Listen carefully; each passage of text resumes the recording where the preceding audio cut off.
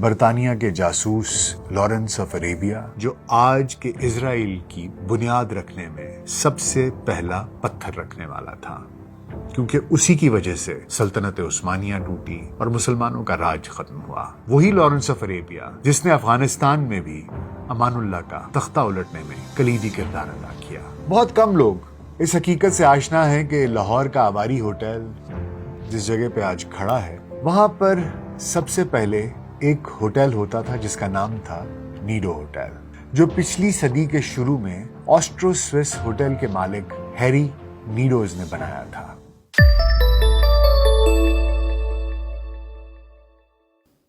VLC pod cost میں doctor ناصر bag کے ساتھ خاکسار آپ کی خدمت میں حاضر ہے۔ آج آپ کے لیے ایک کہانی لے کر آئے ہیں، ایک ایسی کہانی جو بر صغیر پاک و ہند اور عالم اسلام کے کچھ خاص کرداروں پر مشتمل ہے، اور اس کے ساتھ ساتھ لاہور کا ایک لینڈ مارک وہ بھی اس کہانی میں ایک مرکزی کردار ہے۔ کہانی میں جو مرکزی کردار ہیں، جو لوگ ہیں، وہ جوڑتے ہیں لاہور کے آباری ہوٹل کو اور ریسنٹ ہسٹری میں عالم اسلام کو سب سے زیادہ نقصان پہنچانے والے برطانیہ کے جاسوس لارنس آف عریبیا اس کے ساتھ، اور اس کے ساتھ ساتھ مقبوضہ کشمیر پر بہت عرصے تک حکمران رہنے والے خاندان شیخ عبداللہ، فاروق عبداللہ اور عمر عبداللہ کے ساتھ۔ تو آباری ہوٹل کا، لارنس آف عریبیا کا اور شیخ عبداللہ اور اس کے خاندان کا آپس میں کیا تعلق ہے، آئیے اس کہانی میں جانتے ہیں۔ بہت کم لوگ اس حقیقت سے آشنا ہیں کہ لاہور کا آباری ہوٹل جس جگہ پہ آج کھڑا ہے، وہاں پر سب سے پہلے ایک ہوٹل ہوتا تھا جس کا نام تھا نیڈو ہوٹل، جو پچھلی صدی کے شروع میں آسٹرو سوئس ہوٹل کے مالک ہیری نیڈوز نے بنایا تھا۔ نیڈوز خاندان 19ویں صدی کے اواخر میں ہندوستان آیا اور یہاں پر آ کے ہوٹلز کی ایک چین شروع کی۔ ان ہوٹلز کے بانی، ان ہوٹلز کے مالک ہیری نیڈوز، اس کی کہانی بڑی دلچسپ ہے، جو ایک افسانے یا ناول یا فلم سے کم نہیں۔ نیڈوز نے پہلا ہوٹل لاہور میں بنایا، ٹھیک اسی جگہ جہاں پر آج لاہور کا آباری ہوٹل کھڑا ہے، اور اس کے بعد انہوں نے ایسے ہی ہوٹلز سری نگر اور پونے میں بھی بنائے۔ 1950 کی دہائی کے اوائل تک یہ نیڈوز کا ہوٹل نہیں رہا، بلکہ یہ مغربی پاکستان کے شعبہ تعلقات عامہ کے دفاتر میں تبدیل کر دیا گیا۔ 50 کی دہائی کے اواخر تک یہ پاک لگژری ہوٹل میں تبدیل ہو گیا، جب اصل عمارت کو گرا کر اس کی جگہ ایک نئی عمارت تعمیر کی گئی۔ ایک دہائی گزرنے کے بعد پاک لگژری ہوٹل کی عمارت کو بھی گرا دیا گیا اور اس کی جگہ پر ایک نیا ڈھانچہ تعمیر کیا گیا۔ اس نئے ہوٹل کا نام پہلے تو پریزیڈنٹ آواری رکھا گیا، لیکن بعد میں اسے ہلٹن ہوٹل کا نام دیا گیا۔ 1970 کی دہائی میں اس کا نام ایک دفعہ پھر تبدیل کر کے آواری ہوٹل رکھ دیا گیا، جب بہرام آواری نے اس کا انتظام سنبھالا۔ نیڈوز خاندان جس نے لاہور میں نیڈوز ہوٹل، جو کہ موجودہ آواری ہوٹل ہے، اس کی بنیاد رکھی، انہوں نے پاک و ہند کی تاریخ پر اپنی ایک چھاپ بھی چھوڑی ہے۔ مصنف طارق علی، جو کہ سابقہ بیوروکریٹ ہیں اور آج کل برطانیہ میں مقیم ہیں، وہ اپنی کتاب بٹر چل آف ونٹرز میں نیڈو خاندان اور ہیری نیڈوز کے بارے میں بڑے دلچسپ انکشافات کرتے ہیں۔ Colonel Naidu East India company کا ایک افسر تھا جو 19ویں صدی کے اواخر میں بر صغیر آیا، اور جیسے کہ اس وقت رواج تھا، یہاں پر موسم قدرے گرم تھا، تو تمام سینئر افسران، بڑے افسران چھٹیاں گزارنے کی غرض سے شمالی علاقہ جات جایا کرتے تھے، جو کہ ذرا ٹھنڈے تھے۔ اسی طرح کرنل نیڈو بھی گلمرگ میں واقع اپنے ہالیڈے لاج میں چھٹیاں گزارنے کی غرض سے آیا ہوا تھا کہ اس کی نگاہ ایک دن ایک لڑکی پر پڑی جو روزانہ اس کے ہاں دودھ دینے آتی تھی۔ کرنل نیڈو نے اس کو دیکھا اور پہلی ہی نظر میں اس پہ فدا ہو گیا۔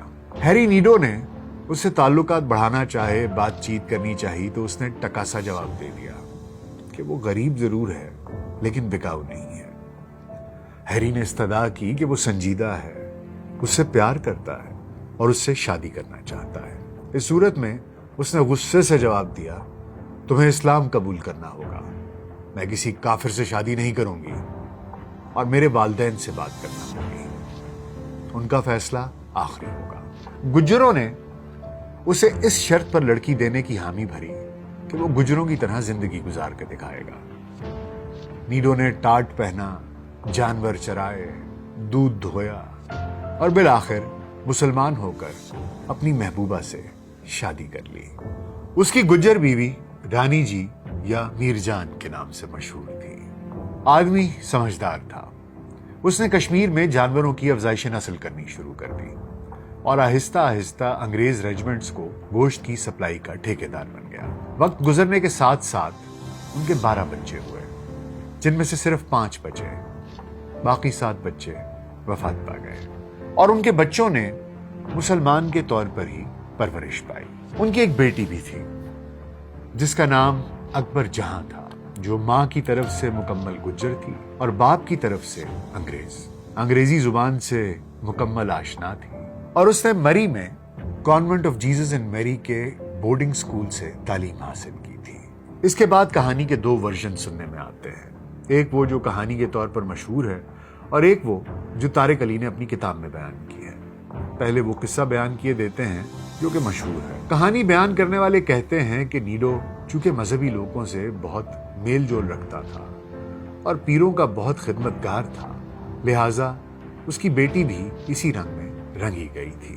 مشہور زمانہ لارنس آف اریبیا، جی ہاں وہی لارنس آف اریبیا جس نے سلطنت عثمانیہ کو تباہ کرنے میں کلیدی کردار ادا کیا، وہی لارنس آف اریبیا جس نے عرب قبائل کو سلطنت عثمانیہ کے خلاف بغاوت کرنے پر اکسایا، وہی لارنس آف اریبیا جو آج کے اسرائیل کی بنیاد رکھنے میں سب سے پہلا پتھر رکھنے والا تھا، کیونکہ اسی کی وجہ سے سلطنت عثمانیہ ٹوٹی اور مسلمانوں کا راج ختم ہوا، وہی لارنس آف اریبیا جس نے افغانستان میں بھی امان اللہ کا تختہ الٹنے میں کلیدی کردار ادا کیا، وہی لارنس آف اریبیا جو مسلمانوں کا پچھلی صدی کا سب سے بڑا دشمن تھا، وہی لارنس آف اریبیا لاہور میں موجود تھا۔ لارنس آف اریبیا عربی زبان کا ماہر تھا، اس کی قرات بہت اعلیٰ تھی اور معلومات انتہائی جامع تھی۔ برٹش سیکرٹ سروس نے لارنس کو لاہور میں لانچ کیا تھا۔ جلد ہی مکہ کے بزرگ کی شہرت پھیلنی شروع ہو گئی، لوگ بہت بڑی تعداد میں اس کے پاس آنے لگے۔ ہیری نیڈو بھی لارنس آف اریبیا اور شیخ مکی کی شہرت سن کر اس سے ملنے چلا گیا اور اس کی قرات اور اس کے اسلام کے بارے میں علم سے بہت متاثر ہوا۔ نیڈو اپنے کام کے سلسلے میں اکثر لاہور آیا کرتا تھا اور جب کبھی بھی وہ لاہور آتا تو مکی شیخ کی خدمت میں حاضری دینا نہ بھولتا۔ آہستہ آہستہ لارنس آف اریبیا اور مکی شیخ نے ہیری نیڈو کو اپنے سحر میں مکمل طرح سے پھنسا لیا۔ ہیری نیڈو شیخ مکی سے اس درجہ متاثر ہوا کہ اپنی لڑکی ان کے عقد میں دینے کی خواہش کا اظہار کر دیا، اور یوں یہ لڑکی اکبر جہاں کرنل لارنس المعروف شیخ مکی کی بیگم بن گئی۔ کرنل لارنس کے پاس انگریز متقدین بھی آتے تھے اور ان میں ایجنسی کے لوگ بھی ہوتے تھے جن سے شیخ مکی اکیلے میں ملاقات فرماتے تھے۔ شادی کے چند دن بعد ایسی ہی ملاقات میں شیخ مکی نے اپنی نئی زوجہ کو مہمانداری کے لیے کہا۔ نئی بیگم جب مشروب و ماکولات لے کر کمرے میں داخل ہوئی تو انگریزی میں ہونے والی تمام گفتگو تھام گئی۔ اسی موقع پر اس کو علم ہو گیا کہ مکی شیخ دراصل مکی شیخ نہیں ہے۔ اکبر جہاں نے فوراً بذریعہ خط اپنے باپ کو تمام تفصیلات سے آگاہ کر لیا۔ ہیری نیڈو فوراً لاہور چلا آیا، بیٹی سے ملا اور پھر کرنل لارنس سے اپنا سابقہ تعارف کرایا کہ وہ پرانا کرنل ہیری نیڈوز ہے، اور اس نے کرنل لارنس سے یہ مطالبہ کیا کہ وہ اس کی بیٹی کو فوراً طلاق دے۔ وہ ابھی کے ابھی اپنی بیٹی کو اپنے ساتھ واپس لے جانا چاہتا ہے، لیکن کرنل لارنس نے نیڈو کو خاموش رہنے اور برٹش امپائر کی خدمت کرنے کا مشورہ دیا۔ نیڈو یہاں سے مایوس ہو کر رستم زمان بھولو پہلوان کے باپ کے پاس پہنچا اور اس کو تمام کہانی صاف صاف بیان کر دی۔ امام بخش پہلوان سچا عاشق رسول تھا، شاگردوں کے ساتھ شیخ مکی کے پاس جا پہنچا۔ شیخ مکی نے اسے گھاس نہیں ڈالی بلکہ الٹا اسے دھمکیاں دی اور دفع ہو جانے کو کہا۔ پہلوان نے شیخ کو اٹھایا اور داتا دربار کے سامنے برگد کے درخت سے الٹا لٹکا دیا کہ جب تک لڑکی کو نہیں چھوڑو گے اور توبہ کر کے واپس نہیں جاؤ گے یوں ہی لٹکے رہو گے۔ 24 گھنٹے بعد لارنس آف عربیہ اور کرنل لارنس نے ہتھیار ڈال دیے اور لڑکی کو طلاق دے کر فوراً اس کے والد کے ساتھ روانہ کر دیا اور لارنس کو انگریز ریزیڈنٹ کے حوالے کر دیا گیا، جسے فوری طور پر برطانیہ واپس بھیج دیا گیا۔ اب یہ کہانی کا ایک ورژن ہے، اس کے آگے کہانی ابھی باقی ہے، لیکن یہ وہ ٹکڑا ہے کہانی کا جہاں پر سنانے والے کہانی کچھ اور سناتے ہیں اور طارق علی کہانی کچھ اور سناتے ہیں۔ اس کے آگے کی کہانی طارق علی کا ورژن سننے کے بعد وہاں سے شروع کریں گے، لیکن ابھی اسی داستان کے اسی ٹکڑے کو طارق علی کی زبانی سنتے ہیں۔ طارق علی کہتے ہیں کہ لارنس آف عربیہ یا کرنل ٹی ای لارنس تاحیات بیچلر نہیں تھا۔ لاہور میں ان کی ایک مختصر شادی ہوئی۔ اس بات کا انکشاف کشمیر کے ایک سینئر سرکاری ملازم نے مصنف طارق علی سے خود کیا، جو لارنس آف عربیہ کی دلہن کے بھائی بینجی نیڈوز کے دوست تھے، اور بقول ان کے یہ قصہ بینجی نیڈوز نے ان صاحب کو خود سنایا تھا۔ مصنف طارق علی کہتے ہیں کہ جب لارنس ہندوستان میں تعینات تھا، وہ بھی دوسرے افسران کی طرح آرام کرنے کے لیے لاہور شہر میں جایا کرتا تھا۔ لاہور کو اس وقت مشرق کا پیرس کہا جاتا تھا، اور نیڈوز خاندان کا وہاں ایک ہوٹل تھا، اور اسی جگہ اس کی ملاقات اکبر جہاں سے ہوئی تھی۔ 1928 میں جب 17 سالہ اکبر جہاں اسکول چھوڑ کر لاہور واپس آئی، اسی دورانیے میں برطانوی ملٹری انٹیلیجنس کے ایک سینئر شخصیت نے اپر مال کے نیڈوز ہوٹل میں چیک ان کیا۔ نیڈوز ہوٹل میں اس وقت چیک ان کرنے والی اس شخصیت کا نام کرنل ٹی ای لارنس تھا۔ وہ کرنل لارنس جس نے افغانستان میں شاہ امان اللہ کی برطانیہ مخالف حکومت کو غیر مستحکم کرنے میں صرف چند ہفتے گزارے تھے، خرم شاہ کے بھیس میں ایک دورہ کرنے والے عرب عالم کی شکل میں اس نے ایک سیاہ پروپیگنڈا مہم کا اہتمام کیا تھا، اور عرب عالم خرم شاہ کے بھیس میں اس تمام پروپیگنڈا اور اس تمام مہم کا مقصد زیادہ رجتی قبائل کے مذہبی جوش و خروش کو بھڑکانا تھا اور اس طرح خانہ جنگی کی طرف لے کے جانا تھا۔ اس کا یہ مشن پورا ہوا اور وہ لاہور روانہ ہو گیا۔ افغانستان میں اپنا مشن پورا کرنے کے بعد لارنس آف عربیہ لاہور آ گیا اور لاہور کے نیڈوز ہوٹل میں چیک ان کیا۔ یہاں پر اس کی ملاقات اکبر جہاں سے ہوئی۔ 17 سالہ اکبر جہاں جو سن 1928 میں اپنا اسکول پورا کر کے لاہور اپنے والد کے ہوٹل میں ان کا ہاتھ بٹا رہی تھی۔ پہلے ان دونوں کی دوستی ہوئی، مگر جب قربتیں حد سے زیادہ بڑھنے لگیں تو کرنل ہیری نیڈوز نے دونوں کی شادی کروا دی۔ لیکن صرف 3 ماہ بعد جنوری سن 1929 میں امان اللہ خان کا تختہ الٹ گیا اور ان کی جگہ ایک برطانوی نواز حکمران افغانستان کے تخت پر بٹھا دیا گیا۔ 12 جنوری کو لاہور میں کپلنگ کے پرانے اخبار سامراجی سول اینڈ ملٹری گزٹ نے لارنس اور خرم شاہ کے تقابلی خاکے شائع کیے تاکہ اس تاثر کو تقویت ملے کہ وہ دو مختلف لوگ ہیں۔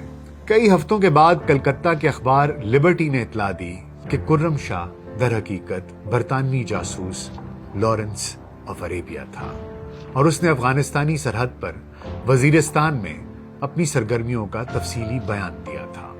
یہ ساری انفارمیشن پبلک ہونے کے بعد کرنل ٹی ای لارنس کو ہندوستان میں رکھنا برطانیہ کے لیے خطرہ تھا اور وہ ہندوستان میں ان کے لیے ایک لائبلٹی بن رہا تھا۔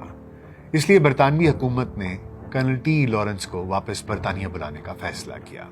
کرنل لارنس کی برطانیہ واپسی کی خبر پر ہیری نیڈوز نے اسے اکبر جہاں کو طلاق دینے کا مطالبہ کیا، جو لارنس نے بخوشی پورا کر دیا۔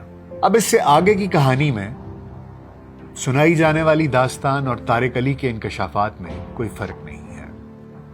اکبر جہاں کو طلاق ہو گئی اور ہیری نیڈوز اپنی بیٹی اکبر جہاں کو لے کر واپس کشمیر چلا گیا، جہاں لارنس سے طلاق کے 4 مہینے کے بعد اکبر جہاں کی شادی شیخ عبداللہ کے ساتھ کر دی گئی۔